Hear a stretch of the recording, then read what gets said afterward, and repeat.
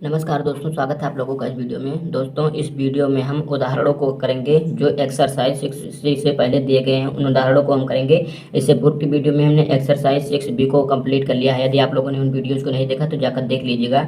तो इस वीडियो में हम एक्सरसाइज 6C के पहले जो उदाहरण आपको दिए गए हैं उनको मैं करके आपको बताऊँगा, क्योंकि उदाहरण को समझने में कुछ बच्चों को दिक्कत होती है, जिससे कि आसानी से आप समझ सकें।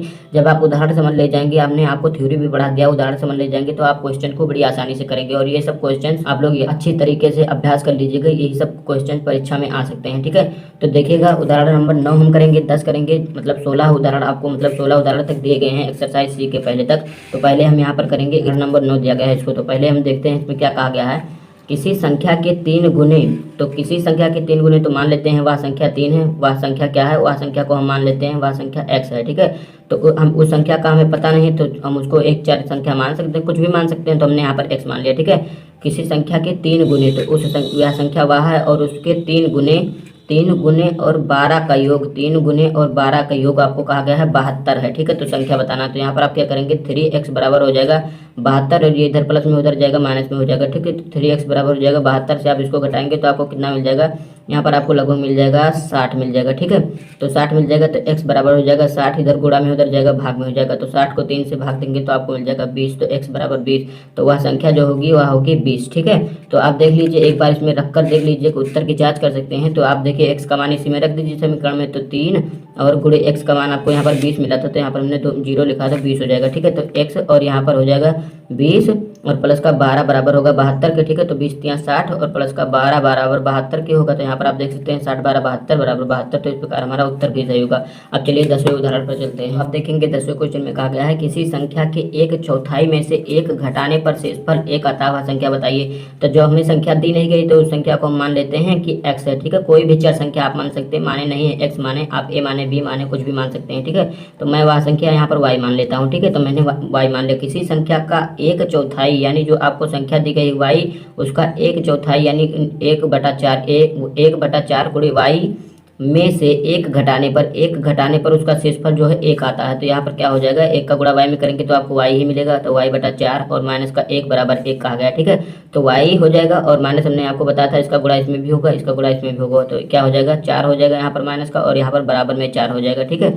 और यहाँ पर क्या हो जाएगा, ये हमने गुणा कर दिया। अब देखिएगा कि y बराबर कितना हो जाएगा, हो जाएगा 4, और यहाँ पर माइनस में उधर जाएगा प्लस में हो जाएगा 4, ठीक है। तो y बराबर आपको मिल जाएगा 8। तो वह संख्या क्या है, वह संख्या 8 है। तो आइए उत्तर की जांच कर लेते हैं, कैसे करेंगे। तो यहाँ पर y के स्थान पर आप 8 रख दीजिए। तो 8 और बटे 4, 8/4 और माइनस का 1 बराबर 1। तो 8/4 करेंगे तो कितना मिल जाएगा, यहाँ पर 2 माइनस का 1 बराबर 1, तो 2 से 1 जाएगा तो 1 बराबर 1। तो इस प्रकार हमारा उत्तर सही है। चलिए 11वें उदाहरण पर चलते हैं। तो देखिए दोस्तों, आगे यानी 11वें उदाहरण में आपको कहा गया है, एक त्रिभुज की अंतःकोण क्रमशः 3x अंश 2x प्लस 20 अंश तथा 5x माइनस 40 अंश सिद्ध कीजिए कि यह एक समद्विबाहु त्रिभुज है। तो आपको इससे पता होना चाहिए कि त्रिभुज के तीनों कोणों का योग होता है 180 अंश होता है, ठीक है। और यहाँ पर आपको कहा गया है कि समबाहु त्रिभुज, यहाँ पर समद्विबाहु नहीं कहा गया है, समबाहु त्रिभुज के तीनों कोणों का योग 180 होता है। ये बात आपको तो पता ही होनी चाहिए। और समबाहु त्रिभुज के तीनों कोण जो होते हैं वो बराबर होते हैं, यानी 60-60 अंश के होते हैं तीनों, ठीक है। तो आइए यहाँ पर हम ज्ञात कर लेते हैं। तो हमें कहा गया अंतःकोण सिद्ध कीजिए कि यह एक समकोण त्रिभुज है। तो आप क्या करेंगे, सबसे पहले जो आपको तीनों कोण दिए गए हैं, इनको तीनों कोणों का योग 180 अंश के बराबर कर दीजिए। तो 3x अंश आपको दिया गया है, तो 3x अंश और प्लस इसको जोड़ लीजिए, यानी 2x प्लस 20 अंश, ठीक है। और प्लस का कितना 5x और माइनस का 40 हो जाएगा। ये बराबर होगा 180 अंश के कोण के, ठीक है, क्योंकि त्रिभुज में 180 अंश का कोण बनता है। तो यहाँ पर जो चर आपको दिए गए उनको जोड़ लीजिए, और जो अचर दिए गए उनको जोड़ लीजिए। तो 3x और 2x 5x और 5x ये 10x हो जाएगा। तो ये हो गए, ये मैंने काट दिया भूल, जिससे कि भूल लेना। तो माइनस का 40 है, प्लस का 20 है, तो यहाँ पर माइनस का 20 बच जाएगा, ठीक है। बराबर हो जाएगा 180 की। तो इस प्रकार 10x बराबर हो जाएगा 180, और इधर माइनस में उधर जाएगा प्लस में हो जाएगा, ठीक है। तो x बराबर आपको मिल जाएगा 180 और प्लस 20 हो जाएगा 200, और ये गुणा में इधर जाएगा भाग में चला जाएगा, तो 1 0 से 1 0 कैंसिल हो जाएगा। तो x बराबर आपको 20 मिल जाएगा, ठीक है। अब देखिए त्रिभुज के तीनों कोणों का मान जो आपको है अलग अलग ज्ञात करना होगा। देखिए कि तीनों कोणों का मान 60-60 अंश आ रहा है। तो यहाँ पर देखिए एक कोण आपको कितना दिया गया है, 3x दिया गया है। तो पहले इसको चेक कर लेते हैं। तो 3 और इंटू x का मान यहाँ पर आप देख सकते हैं 20 निकाला है, तो 20, तो ये कितना आ गया, 60 अंश आ गया। देखिए पहला कोण आपको मिल गया, ठीक है। दूसरा आप देख सकते हैं 2x प्लस 20 दिया गया है, तो 2x और प्लस का 20। तो यहाँ पर आप क्या करेंगे, 2 इंटू x का मान 20 दिया गया है, आप देख सकते हैं हमने निकाला है। तो 20 और प्लस 20 हो जाएगा, तो 20 दूनी ये हो जाएगा, दो का गुणा करेंगे 20 दूनी 40 और 20 60 हो जाएगा। तो इस प्रकार ये भी 60 आ गया। इसी प्रकार तीसरा देखेंगे 5x माइनस 40 दिया गया है, तो 5x और माइनस का 40, अब देखिए कितना हो जाएगा 5 और गुणे हो जाएगा 20, क्योंकि यहाँ पर x का मान हमने 20 निकाला है, और माइनस का 40 हो जाएगा। तो यह कितना हो जाएगा 20 पंचे 100 हो जाएगा, और 100 से 40 घटाएंगे तो आपको मिल जाएगा 60। तो इस प्रकार आप देख सकते हैं पहला कोण, दूसरा कोण, तीसरा कोण, यानी तीनों कोण जो है बराबर 60-60 अंश के आ रहे हैं। तो इस प्रकार यह जो त्रिभुज है या समबाहु त्रिभुज है, इससे यह सिद्ध होता है। अब चलिए 12वें उदाहरण पर चलते हैं। अब देखिए दोस्तों क्वेश्चन नंबर 12वें पर पहुंच गए हैं, यानी उदाहरण 12 पर आपको क्या कह दिया गया है। एक मालगाड़ी 40 किलोमीटर प्रति घंटे की चाल से 9 बजे प्रातः एक स्टेशन से निकली। एक डाक गाड़ी ने जो 10 बजे प्रातः उसी स्टेशन से निकली, उस मालगाड़ी को दिन में एक अन्य स्टेशन पर 12 बजे पकड़ लिया। डाक गाड़ी की चाल ज्ञात कीजिए। तो यहाँ पर आप देख सकते हैं एक मालगाड़ी है जिसकी चाल 40 किलोमीटर प्रति घंटा है, वह सुबह 9 बजे निकलती है, और वहाँ वही उसी समय, मतलब उस समय नहीं, 10 बजे एक प्रातः एक डाक गाड़ी है जो 10 बजे निकलती है, और उस जो आपको यहाँ पर मालगाड़ी चली थी उसको एक अन्य स्टेशन पर 12 बजे पकड़ लेती है। ठीक है, तो क्या करेंगे यहाँ पर हम सबसे पहले यही करेंगे कि यहाँ पर देखिए 40 किलोमीटर प्रति घंटा की चाल से चलती है, और जो ये मालगाड़ी की चाल कितना है यहाँ पर मैं लिख देता हूँ। मालगाड़ी की चाल जो है, मालगाड़ी की चाल बराबर है 40 किलोमीटर पर हावर। 40 किलोमीटर पर हावर ये चलती है। 9 बजे चली और यहाँ पर 12 बजे उसे पकड़ लिया, तो कितने देर में पकड़ा, तो 3 घंटे में। तो 3 घंटे में मालगाड़ी द्वारा चली गई दूरी कितनी होगी। तो यहाँ पर मैं लिखता हूँ कि मालगाड़ी ऐसे में लिख देता हूँ, मालगाड़ी द्वारा चली दूरी, मालगाड़ी द्वारा दूरी, जो दूरी आप तय की मालगाड़ी ने, वो कितना हो जाएगा 40 किलोमीटर 1 घंटे में तय करती है। तो 3 घंटे में कितना, 40 गुणे 3 हो जाएगा, यानी 120 किलोमीटर तय कर लेगी। ठीक है, तो 120 किलोमीटर इसने तय कर लिया। इसी प्रकार एक डाक गाड़ी 10 बजे निकलती है, तो 10 बजे वह निकलती है और 12 बजे पकड़ लेते हैं, यानी समय कितना हो उसको लगता है 2 घंटा लगता है समय। चाल मान लेते हैं, किसकी चाल, जो बाद में गाड़ी चली, यानी डाक गाड़ी की चाल क्या मान लेते हैं हम, x किलोमीटर प्रति घंटा की चाल से चलती है, क्योंकि इसे हमें ज्ञात करना है। ठीक है, पर हावर। ठीक है, तो x किलोमीटर प्रति घंटा की चाल से चलती है, तो उसको 2 घंटे में कितनी दूरी तय करेगी। तो दूरी बराबर क्या हो जाएगा, दूरी बराबर हो जाएगा चाल और गुणे समय। दूरी बराबर चाल गुणे समय हो जाएगा। तो चाल उसकी कितना है, चाल x है, और समय कितना लगा है, समय उसको 2 घंटा लगा है, क्योंकि 10 बजे निकली 12 बजे पकड़ा है, तो 2 घंटे लगेगा। तो दूरी बराबर कितना हो जाएगा, दूरी बराबर आपको 2x यहाँ से मिल जाएगा। तो ये हो गया दूरी बराबर 2x। ठीक है, अब देखिए उसने 3 घंटे में 120 किलोमीटर तय की, और इसने क्या किया है, घंटे में 2x मीटर तय की, यानी दोनों की दूरियां बराबर हैं। ठीक है, तब तो उसे पकड़ा जब वो 9 बजे, यहाँ पर वो 9 बजे चल रहा है और 3 घंटे में 120 किलोमीटर तय कर रहा है, और जो 10 बजे चल रहा है वो 2 घंटे में उसको पकड़ ले रहा है एक स्टेशन पर, तो दोनों की दूरियां तो बराबर ही होंगी, तब तो वो पकड़ पाएगा उसको। तो यहाँ पर देखेंगे कि 2x बराबर हो जाएगा किसके, 120 किलोमीटर की, यानी उसकी दूरी बराबर हो जाएगी इसकी दूरी के। ठीक है, दोनों दूरियां जो तय करेंगे वो दूरियां इनकी बराबर होनी चाहिए, तब तो वो उसे पकड़ पाएगा। तो क्या हो जाएगा, x बराबर हो जाएगा 120, और ये गुणा में उधर जाएगा, भाग में हो जाएगा। ठीक है, तो यहाँ पर 2 है, तो ये हो जाएगा x बराबर, इससे इसको काट देंगे तो आपको यहाँ पर 60 मिल जाएगा। तो x बराबर हो जाएगा 60। तो यहाँ पर आपको क्या पूछा था कि यहाँ पर आप बताइए कि डाक गाड़ी की चाल कितना है। तो डाक गाड़ी की चाल 60 किलोमीटर प्रति घंटा की चाल से चलेगी डाक गाड़ी। तो डाक गाड़ी की चाल हो जाएगी x बराबर कि 60 किलोमीटर पर हावर, यानी 60 किलोमीटर प्रति घंटा की चाल से चलेगी। अब आगे आपको कुछ पूछा गया, आगे तो आपको शायद कुछ नहीं पूछा गया है। अब इसका हम क्या करते हैं, उत्तर की जांच कर लेते हैं कि देखते हैं कि यह 60 किलोमीटर प्रति घंटे की चाल से चल रही थी। तो यहाँ पर देखिए जो आपको दूरी इसने तय की थी 2x मीटर तय, मतलब 2x किलोमीटर तय की थी, तो 2 × x का मान आपको 60 मिला है। तो यहाँ पर आप देख सकते हैं 60 दूनी 120 किलोमीटर प्रति घंटा की चाल से ये भी चल रही है, और 120 किलोमीटर इसने भी दूरी तय की है, और 120 किलोमीटर इसने तय की है, दोनों दूरियां बराबर हैं, अतः यह उत्तर सही है। तो इस प्रकार हमने 12वां क्वेश्चन किया। अब चलिए 13वें उदाहरण पर चलते हैं। तो 13वें उदाहरण में आपको क्या कहा गया है, यदि 2 क्रमागत संख्याओं का योगफल 7 है तो उन संख्याओं को ज्ञात कीजिए। तो हमने आपको थ्योरी पोर्शन में बताया था कि क्रमागत संख्याएं क्या होती हैं। यदि क्रमागत विषम संख्याओं की बात किया जाए तो क्या होता है, 2x - 1 2x + 1। ठीक है, इधर डॉट डॉट डॉट, इधर भी डॉट डॉट डॉट। ठीक है, और यहाँ पर कुछ नहीं होता। ठीक है, ये हो गया क्या, क्रमागत विषम संख्या होगी। और क्रमागत सम संख्याएं क्या होंगी, 2x होगा, 2x + 2 होगा, और इधर क्या होगा 2x - 2 हो जाएगा, इधर भी डॉट डॉट, इधर भी डॉट डॉट। ठीक है, तो ये 3 संख्या हमने बताई, इसमें 2 संख्या बताई। तो आप देख सकते हैं कुछ भी ले सकते हैं। आपको कहा गया 2 क्रमागत संख्याओं का योगफल, तो आप चाहिए सम क्रमागत संख्या लीजिए, आप चाहिए विषम क्रमागत संख्या लीजिए। ठीक है, तो यहाँ पर मैं क्या करता हूँ, यहाँ पर मैं सम क्रमागत संख्या ले लेता हूँ। तो मान लेता हूँ कि पहली संख्या जो है आपको यहाँ पर देखिए क्या कहा गया, क्रमागत संख्याओं का योग। तो मैं मान लेता हूँ, आपको कुछ नहीं कहा गया तो क्रमागत विषम या सम हो, कुछ से हमसे नहीं मतलब है। तो यहाँ पर मान लेता हूँ दो क्रमागत संख्या है, एक पहला x है और x+1 है दूसरी संख्या, ठीक है। तो हमने एक को x मान लिया, दूसरे को x+1 मान लिया। तो यहाँ पर आप देख सकते हैं क्रमागत है, क्योंकि यह जब एक ठहरेगा तो उससे एक यह अधिक होगा, यानी ये 2 ठहरेगा, ठीक है। तो क्या हो जाएगा, आपको कहा गया इनका योगफल, यानी x+1 दोनों का योगफल कर लिया, योगफल इसका 7 के बराबर है। तो 2x हो जाएगा और प्लस का 1 बराबर 7 के हो जाएगा। तो 2x बराबर हो जाएगा 7, ये प्लस में उधर जाएगा माइनस में हो जाएगा 1। तो 2x बराबर आपको यहाँ पर देख रहे होंगे 6 मिल रहा है। तो x बराबर हो जाएगा 6/2 और ये हो जाएगा 3, ठीक है। तो x बराबर आपको क्या मिल जाए, x बराबर आपको 3 मिल गया। तो आपको क्या कहा गया था कि दो क्रमागत, अब x बराबर आपको 3 मिल गया। तो यहाँ पर आप इसमें रख सकते हैं समीकरण में, ठीक है। तो x का मान 3 रखिए और प्लस फिर 3 रखिए, फिर प्लस 1 रखिए बराबर 7 के। तो 3 3 6 7 बराबर 7 आप देख सकते हैं, यह उत्तर आपका सही है। अब चलो आप 14वें उदाहरण में देखेंगे दो क्रमागत सम संख्याओं का योगफल। आप देखिए अगले वाले में आपको ना तो सम कहा था ना विषम कहा था, लेकिन यहाँ पर आपको कहा गया कि सम संख्याओं का। तो हमने आपको सम संख्याएं बता दी हैं इससे पूर्व। सम संख्याओं का योगफल जो है 10 है संख्याएं बताइए। तो क्या लेंगे, दो संख्या ले लेते हैं, एक ले लेते हैं 2x और 2x+2, क्योंकि यह सम संख्या है तो हमें सम कहा गया है तो सम ये हो गई, ठीक है। अब क्या हो जाएगा, इनका योग जो है, इनका हमने योग कर दिया, 2x 1 हो गया और 2x+2 1 हो गया। तो दोनों का योग कितना आपको बताया गया है, 10 बताया गया, ठीक है। 2x कितना हो जाएगा 4x और प्लस का 2 बराबर हो जाएगा 10 के, ठीक है।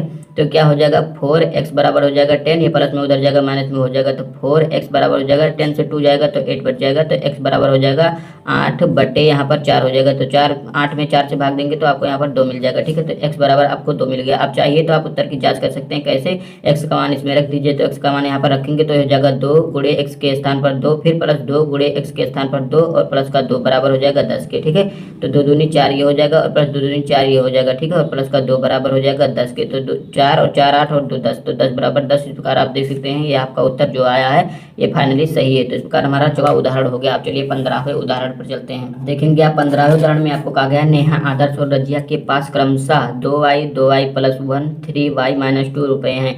यदि तीनों के पास कुल मिलाकर 27 रुपए हैं तो आदर्श के पास कितने रुपए हैं। तो यहाँ पर आप देखिए नेहा, आदर्श और रजिया के पास कुल मिलाकर 27 रुपए हैं। तो ये कितना है, नेहा के पास कितना है 2x, आदर्श के पास 2y+1 और रजिया के पास कितना है 3y-2।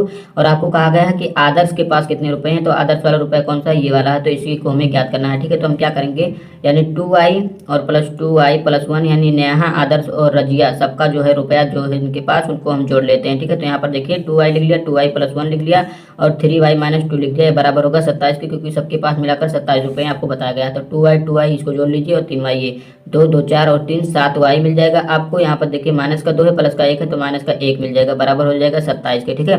तो ये हो जाएगा 7y आपका मिल जाएगा यहाँ पर और बराबर हो जाएगा 27 की, ये माइनस में उधर जाएगा प्लस में हो जाएगा, ठीक है। तो 7y बराबर हो जाएगा 27 से 28 की, तो y बराबर हो जाएगा 28 और बटे 7। तो 7 से 28 में 7 से भाग देंगे तो आपको 4 मिल जाएगा y बराबर, ठीक है। तो y बराबर आपको 4 मिल गया। अब आपको कहा गया है कि आदर्श के पास कितने रुपए हैं ये बताइए। तो y बराबर आपको यहाँ से 4 मिल गया। तो आदर्श वाला हमने आपको बताया था कि 2y+1 यही है, ठीक है। 2y+1 यहाँ पर, क्योंकि देख सकते हैं आदर्श दूसरे नंबर पर आदर्श वाला है तो दूसरे नंबर पर 2y+1 हो जाएगा। तो 2 × y का मान आपको यहाँ पर 4 मिला है तो 4 रख दीजिएगा और प्लस का 1, तो 4 दूनी 8 और 1 9 हो जाएगा। तो आदर्श के पास कितने रुपए होंगे, तो आदर्श के पास 9 रुपए होंगे। और आप चाहें तो इसको भी ज्ञात कर सकते हैं कि यानी नेहा के पास कितने हैं, तो 2 × 4 हो जाएगा, इनके पास 8 रुपए हैं। और इनके पास कितने हैं, कौन बचा है, रजिया बची है। तो 3 और इंटू इसके स्थान पर 4 रखेंगे और माइनस का 2, तो 4 × 12, 12 से 2 जाएगा तो 10। यहाँ पर आप देखिएगा तीनों को जोड़िए, देखिए 27 के बराबर आता है। तो ये हो गई 8 और प्लस का 9 और प्लस का 10 हो गया, ठीक है। 9 8 17 हो जाएगा और प्लस का 10। तो यहाँ पर आप देख सकते हैं 27 रुपये आ रहे हैं सब मिलाकर, ठीक है। तो अतः आपका उत्तर भी सही है। अब चलिए चलते हैं 16वें उदाहरण पर। तो देखिए 16वें उदाहरण में आपको कहा गया है प्रमोद कुमार ने अपनी संपत्ति का 1/3 भाग अपने पुत्र को, 1/5वां भाग अपनी पुत्री को तथा शेष भाग अपनी पत्नी को दे दिया, ठीक है। यदि पत्नी के भाग का मूल्य 42,000 हो तो प्रमोद कुमार के पास कितने रुपए की संपत्ति थी। तो हम यहाँ पर क्या करेंगे, प्रमोद के पास हमें बताया नहीं कि कितने रुपए एग्जैक्टली थे। यहाँ पर हमें कहा गया उसका जो रुपए थे उनके पास, उसको 1/3 भाग उसने पुत्र को दिया, 1/5वां भाग पुत्री को, जो बचा उसने अपनी पत्नी को दे दिया। तो यहाँ पर हम मान लेते हैं कि प्रमोद कुमार के पास जो है कितने रुपए थे। तो प्रबोध आपको दिया गया है, तो प्रबोध के पास कितने रुपए थे, तो मान लेते हैं प्रबोध के पास x रुपए टोटल थे, ठीक है। तो x का जो है 1/3 भाग, यानी 1/3 भाग, x का तीसरा भाग उसने अपना हिस्सा है, तो ये हो गया पुत्र का हिस्सा, ठीक है।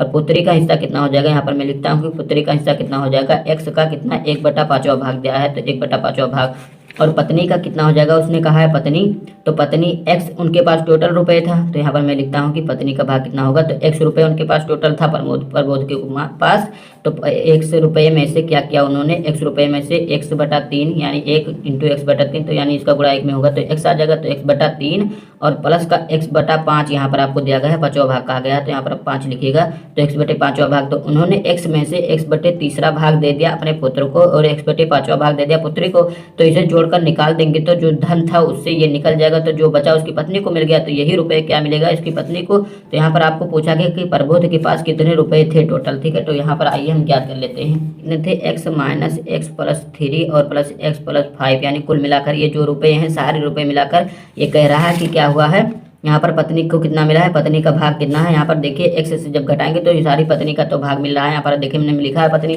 तो पत्नी को 42,000 रुपये मिले, तो यहाँ पर मैं लिखता हूँ कि 42,000 रुपये उसकी पत्नी को मिल गए कुल मिलाकर, ठीक है। अब या इसको हल कर लेंगे तो ये पत्नी वाला भाग है, ठीक है। अब ये पत्नी का भाग मतलब यहाँ पर 42,000 आ गया, तो यहाँ पर लिखने की कोई आवश्यकता नहीं, तो x हो जाएगा, कोष्टक के बाहर माइनस का चिन्ह है, अंदर के सारे चिन्ह परिवर्तित हो जाएंगे, तो माइनस का x बटा 3 हो जाएगा और ये भी माइनस का x बटा 5 हो जाएगा, बराबर होगा कितने के, 42,000 के, ठीक है। अब देखेंगे आप इनका चाहिए तो लासा ले लीजिए, चाहिए तो तिरछा गुणा कर दीजिए, तो मैं लासा ले लेता हूँ, ठीक है। तो यहाँ पर देखेंगे यहाँ पर 1 है, ये 3 है, 5 है, तो इनका जब आप लासा लेंगे तो आपको 15 मिल जाएगा, ठीक है। तो 15 मिलेगा, तो यहाँ पर हम कितना से गुणा करेंगे, तो यहाँ इसका हर जो है 15 आ जाए, तो ऊपर नीचे दोनों में करेंगे, तो यानी इसमें 15 से गुणा करेंगे तो ये हो जाएगा 15x माइनस 3 में कितने से गुणा करेंगे, यहाँ पर 15 आ जाए तो 5 से करेंगे तो ऊपर भी करना पड़ेगा, तो 5x हो जाएगा, और माइनस इसी प्रकार इसमें कितने से गुणा करेंगे, 3 से गुणा करेंगे तो यहाँ 15 बनेगा, तो ऊपर भी गुणा करना पड़ेगा, तो 3x हो जाएगा, ये बराबर हो जाएगा 42,000 की, ठीक है। तो 42,000 हो गया। अब देखिए दोनों को जोड़ लीजिए, ऊपर वाले को यानी चर वाले भागों को, तो ये हो गया 15x 15, और देखिए ये माइनस का 5x है और माइनस का 3x है, माइनस का 8x हो गया, ठीक है। तो 15x और माइनस का 8x बटे हो गए, ये बटे है 15 के बराबर हो जाएगा 42,000 के, ठीक है। तो हो गया 42,000, 15 से यदि 8 घटाएंगे तो आपको 7x मिल जाएगा और ये हो जाएगा 42,000 की, ठीक है। और ये इधर चला जाएगा तो गुणा में हो जाएगा, क्योंकि इधर भाग में हो तो जाएगा गुणा में हो जाएगा, तो इस प्रकार आप देखिएगा x बराबर कितना हो जाएगा, ये हो जाएगा 42,000 और गुणे 15, और इधर कितना है, ये भाग में है तो ये गुणा में इधर जाएगा भाग में हो जाएगा, ठीक है। तो 7 का पहाड़ा 6 बार पढ़ेंगे तो आपको 42 मिल जाएगा, तो इस प्रकार आपका कट गया, तो x बराबर हो जाएगा 6 और 3 जीरो यानी 6,000, तो ये हो गया 6,000 और गुणे 15, 15 का गुणा 6 में करेंगे तो आपको मिल जाएगा 15 छंग 90 हो जाएगा, और 3 जीरो आ जाएगा 1 2 3, तो इकाई दहाई सैकड़ा हज़ार 10,000, तो इस प्रकार आप देख सकते हैं 90,000 जो थे टोटल प्रबोध के पास से थे, क्योंकि हमने यहाँ पर आपको दिखाया था कि प्रबोध के पास जो रुपए थे x थे, ठीक है। अब देखिए 90,000 का 1/3 भाग निकाल लीजिए उसकी पुत्री वाला, यानी आप चाहिए तो x का मान इसी में रखकर देख लीजिए कि सही है कि नहीं है। तो यहाँ पर देखिए मैं समीकरण को लिखता हूँ, x और माइनस का x बटे 3 और प्लस का x बटे 5, और उत्तर की जांच कर लेते हैं, ठीक है। तो क्या करेंगे, x हो जाएगा, यानी x कैसे होगा, यहाँ पर देखिए x का मान 90,000 दिया गया है, तो 90,000 हम लिखेंगे टोटली, ठीक है। और माइनस कितना हो जाएगा, ये लिखेंगे यहाँ पर भी 90,000, यानी 5 जीरो इसमें है, ठीक है, 4 जीरो है तो 4 जीरो लगा लिया, और बटे में 3 है, और प्लस का यहाँ पर भी 90,000 लिखना होगा हमें, तो 90,000 हमने लिखा, इसका 5वां भाग, ठीक है। अब देखिएगा आपकी हो जाएगा 90,000 टोटली 90,000, और माइनस का कितना हो जाएगा, ये माइनस से इसमें गुणा हो जाएगा, तो देखिए 3 से इसको काट ही दीजिए, 3 3 9 हो जाएगा, तो 30,000 आपको मिल जाएगा, तो माइनस का हो जाएगा 30,000, ठीक है। तो 30,000 हो गया, और इसका गुणा इसमें होगा तो यहाँ पर भी माइनस आ जाएगा, और यहाँ पर इससे काटेंगे तो इसको 18 आ जाएगा, 18 95, तो यहाँ पर आपको मिल जाएगा 18,000 माइनस का, ठीक है। तो अब आप क्या करेंगे, इन दोनों को जोड़ लीजिए, तीनों को जोड़ लीजिए, ये बराबर होगा, किसके बराबर होंगे, यहाँ पर माफ कीजिएगा थोड़ा, यहाँ पर देखिए हमने 42,000 के बराबर था, तो यहाँ पर हमने इसे लिखना भुला दिया, तो ये हो जाएगा 42,000 के, ठीक है। तो ये हो जाएगा 42,000 के, तो 42,000 बराबर हो जाएगा 90 से, ये हो जाएगा 90,000, ऐसा कैसा भी मैं लिख लेता हूँ, और ये माइनस में, ये भी माइनस में, ये भी, तो 30 और 18 कितना हो जाएगा, 30 18 आपको 48,000 मिल जाएगा, ठीक है। तो 48,000 आपको ये मिल गया। अब देखेंगे कि आप ये आ गया इधर 42,000 और इधर है 90,000 से 48,000 घटाएंगे, तो 48 से मतलब 90 से आप 48 घटाएंगे तो आपको 42,000 मिल जाएगा, ठीक है। तो यहाँ पर आप देख सकते हैं दोनों पक्ष 42,000 आ रहे हैं, तो इस प्रकार हमारा उत्तर जो है सही है। तो इस प्रकार हमने सारे उदाहरण कर लिए हैं, 16 तक हमने कर लिए हैं। इस प्रकार आप आगे देख सकते हैं, आपको आगे क्या मिलेगा, एक्सरसाइज 6C मिल जाएगा, इसको हम अगले वीडियो में करेंगे। तो अगर वीडियो आपको अच्छा लगा तो वीडियो को लाइक शेयर और चैनल को सब्सक्राइब करना ना भूलिएगा। धन्यवाद।